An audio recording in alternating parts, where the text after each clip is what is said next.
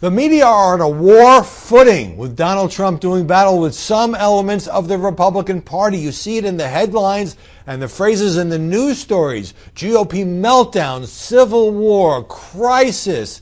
The party is unraveling.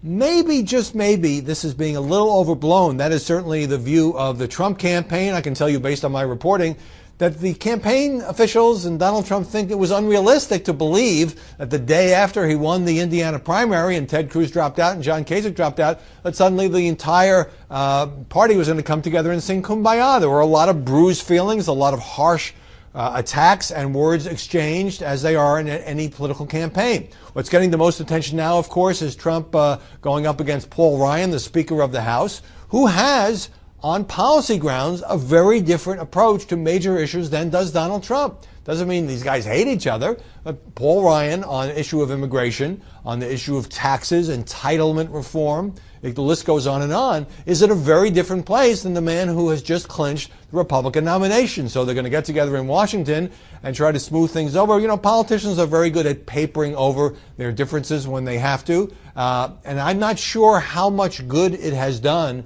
for Trump to go at Ryan the way he has, and even suggesting that maybe, possibly, he could be removed as the chairman of the convention in Cleveland, and Ryan saying word that he wouldn't fight that. But here's the thing. Although the Trump people believe that this is a sort of a preliminary dance, you know, Ryan perhaps trying to get a little more leverage, trying to take a stand, trying to give some cover, political cover that is, to fellow House conservatives, that in the end, Paul Ryan will endorse Donald Trump, maybe not enthusiastically, but he will do so. Whether that happens or not, could it be that those of us in the press who said that Trump was going, many of whom said that Trump was going to lose this nomination, in part because he didn't have the backing from the big donors, obviously wasn't raising that much money, or from the big power brokers in the GOP, maybe we are overstating the importance of whether Paul Ryan jumps on board, whether Jeb Bush jumps on board, whether George W. Bush and George H.W. Bush, the only two living Republican ex-presidents,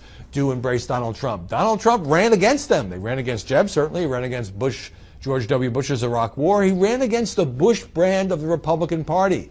Now, the conventional wisdom is he needs his own very loyal supporters in the GOP. He needs other voters in the Republican Party who were not for him, and then he needs some independents and possibly some Democrats in order to win an election against Hillary Clinton. Fine.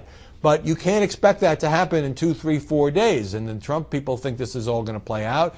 The journalists are certainly savoring this open warfare because it's just so unusual. Usually the Republican candidate, whoever it is, clinches that nomination, everybody falls into line. That's not happening, but for Trump to just change his position on a whole bunch of issues in order to please the Ryan wing of the party, that would erode his strength and damage his brand with the very people who got him to the point where he will be the Republican nominee.